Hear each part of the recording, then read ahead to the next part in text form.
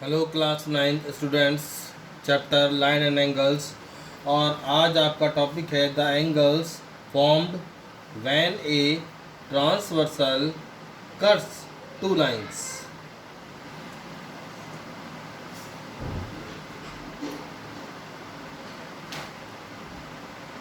ये आपके सामने टू लाइंस ड्रॉ की गई पैरेलल,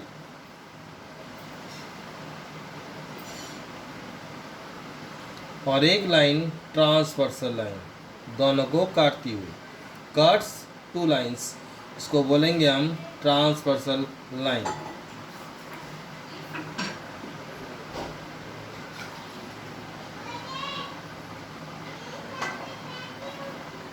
इनके नाम रख देंगे हम लोग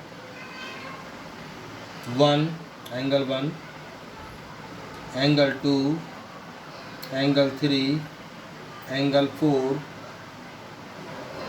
एंगल 5, एंगल 6, एंगल 7, एंगल 8। ये लाइन आपकी हो गई ए बी। जो सेकंड लाइन है पहला लाइन, वो सी डी हो गई, और उसका नाम रख दिया हमने टी, ट्रांसवर्सल लाइन, जो दो लाइंस को इंटरसेक्ट करती हुई, कट्स करती हुई आ रही है, और इसको बोलेंगे हम ट्रांसवर्सल लाइन। इसके अंदर बहुत सारे एंगल्स आप देख रहे हैं 1 2 3 4 5 6 7 8। ये चेंज भी हो सकते हैं, 1 इधर भी आ सकता है, 1 हम इसको भी लिख सकते हैं, 1 हम इसको भी लिख सकते हैं, चेंज हो सकते हैं, बट ये चेंज नहीं होगा। ये स्पेस, ये एंगल, चाहे वो ये एंगल हो, इट मीन्स कहने का मतलब ये है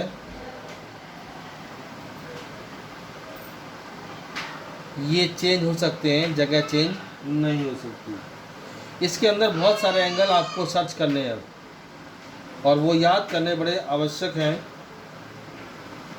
पहले आते हैं हम कॉरस्पॉन्डिंग एंगल। कॉरस्पॉन्डिंग एंगल्स कौन कौन से हैं वो हमें यहाँ पर सर्च करना है।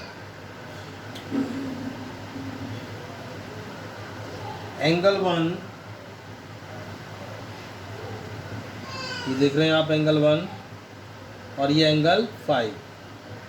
एंगल 1 इक्वल होगा आपका एंगल 5 के, जो कि आप कह सकते हैं कि आपस में ही कॉरस्पॉन्डिंग एंगल्स हैं। एंगल 1 इक्वल हो गया एंगल 5 के। एंगल 2 एंगल 6 के इक्वल हो जाएगा। एंगल 3 एंगल 7 के इक्वल हो जाएगा, और एंगल 4 एंगल 8 के इक्वल हो जाएगा। तो ये आपके बने पेयर, 4 पेयर जो कि हमने यहाँ सर्च किए। 1 5 के इक्वल, 2 6 के इक्वल, 3 7 के इक्वल, 4 8 के इक्वल। मान लीजिए यहाँ पर मैं डिजिट लिख देता हूँ 7, और यहाँ लिख देता हूँ मैं 8, तो 7 8 के इक्वल होगा। तो इट मीन्स ये एंगल इस एंगल के इक्वल, ये एंगल इस एंगल के इक्वल, ये एंगल इस एंगल के इक्वल, और ये एंगल इस एंगल के इक्वल होगा, और उसको बोलेंगे हम कॉरस्पॉन्डिंग एंगल्स। अगर एंगल 1 30 डिग्री है तो एंगल 5 भी 30 डिग्री ही होगा, इस तरह से। उसके बाद चलते हैं हम अल्टरनेट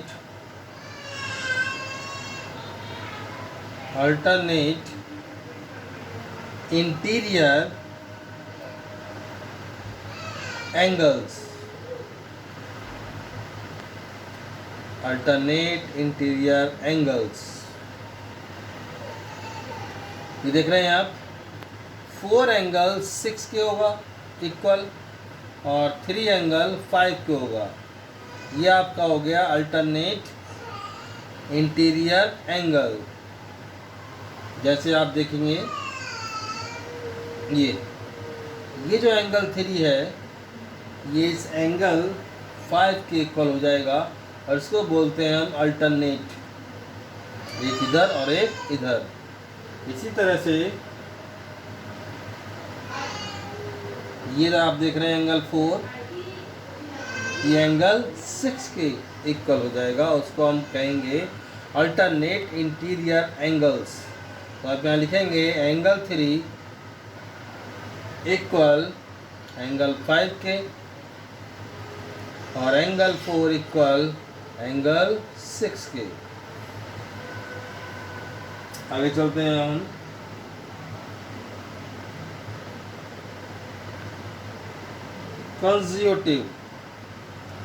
कंज्यूटिव इंटीरियर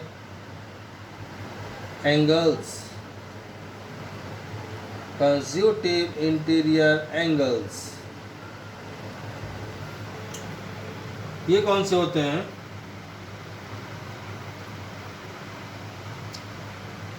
ये और ये एंगल और ये एंगल 4 और 5 और इधर आएगा 3 और 6। ये कॉरस्पॉन्डिंग एंगल्स आपस में इक्वल, अल्टरनेट आपस में इक्वल, लेकिन कंजुकेटिव इंटीरियर एंगल में ये इक्वल नहीं होते। ये दोनों का सम करके 180 डिग्री होता है। एंगल 4 प्लस एंगल 5 मिलकर हो जाएगा आपका 180 डिग्री कंज्यूटिव इंटीरियर एंगल्स। इसी तरह से एंगल 3 प्लस एंगल 6 इक्वल हो जाएगा 180 डिग्री। उसके बाद लीनियर पेयर और वर्टिकल अपोजिट एंगल आप पढ़ चुके हैं। जैसे 1 और 2 आपका हो गया लीनियर पेयर एंगल्स, इस तरह से 2 और 3 भी लीनियर पेयर, 3 और 4 भी लीनियर पेयर और 4 और 1 भी लीनियर पेयर एंगल्स होते हैं। 1 और 3 वर्टिकल अपोजिट एंगल, 2 और 4 वर्टिकल अपोजिट एंगल। इसी तरह से 6 और 8 वर्टिकल अपोजिट एंगल्स और 5 और 7 वर्टिकल अपोजिट एंगल्स, जो आप पहले पढ़ चुके हैं।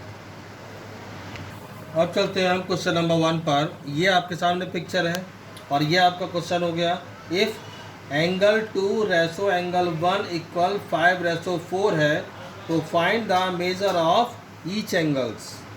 अब जैसे आप जानते हैं 1 और 2 क्या है? Linear pair. Then angle 1 plus angle 2 equal 180 degree, ये आपका हो गया लीनियर पेयर। ये दे रखा आपको रेशो में, 2 आपका पास है 5 और 1 है आपके पास 4, तो 1 के नीचे लिखेंगे आप 4x और 2 के नीचे लिखेंगे आप 5x इक्वल 180 डिग्री। ये आपका सामने हो गया 9x इक्वल 180 डिग्री और x इक्वल 180 डिग्री अपॉन 9 और x इक्वल 20। सबसे पहले आप यहाँ लिख सकते हैं लेट एंगल 1 इक्वल 4x और एंगल 2 इक्वल 5x।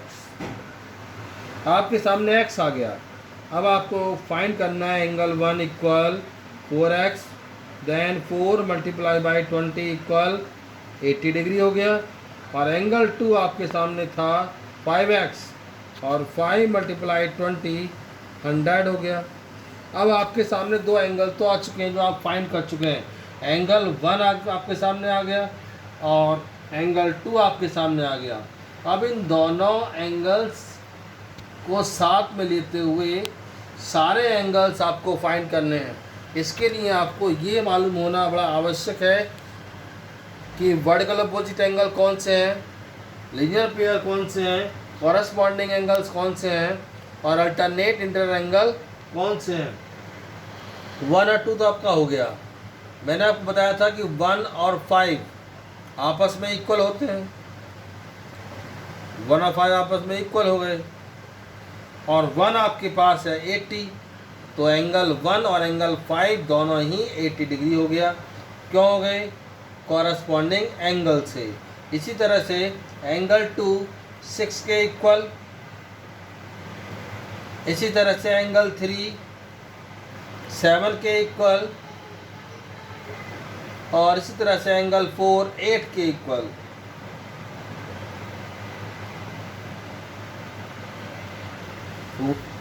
एंगल 2 आपके सामने एंगल 6 के इक्वल है, और एंगल 2 आप फाइंड कर चुके हैं 100, तो दोनों ही आपके हो गए 100।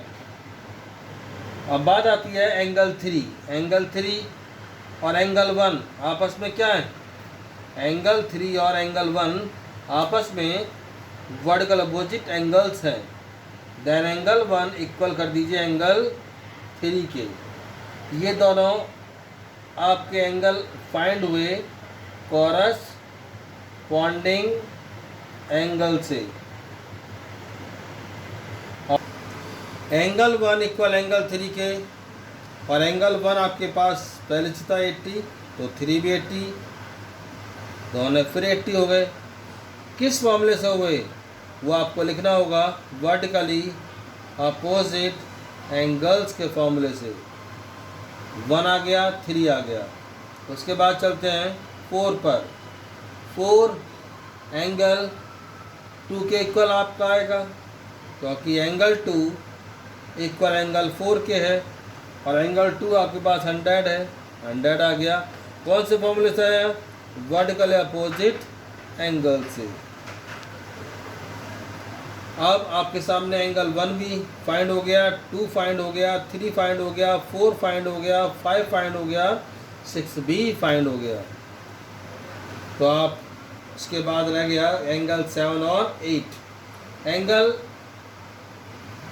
5 आप फाइंड कर चुके हैं पहले ही, और एंगल 5 इक्वल है किसके? एंगल 7 के। एंगल 5 इक्वल एंगल 7 के, और एंगल 6 इक्वल एंगल 8 के। और एंगल 5 आपके पास था 80 डिग्री, और एंगल 6 आपके पास था 100 डिग्री। और ये दोनों भी कौन से फॉर्मूले से हुए? वर्टिकली अपोजिट एंगल से। इट मीन्स चाहे आप कॉरस्पॉन्डिंग एंगल से इक्वल कीजिए, आंसर लाइए, चाहे अल्टरनेट से लाइए, चाहे इंटीरियर अपोजिट एंगल से लाइए, आप कोई फॉर्मूला लगाकर आंसर ला सकते हैं।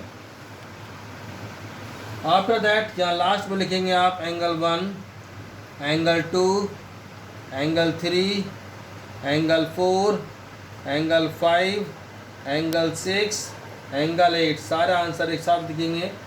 एंगल 1 आपके पास था 80 डिग्री, एंगल 2 आपके पास 100 डिग्री, एंगल 3 इक्वल आपके पास 80 डिग्री, एंगल 4 आपके पास 100 डिग्री, एंगल 5 आपके पास 80 डिग्री, एंगल 6 आपके पास 100 डिग्री, और एंगल 8 इक्वल 100 डिग्री। 1 2 3, 3 80 के आगे और 3 ही 100 के आगे। That's all. Have a nice day.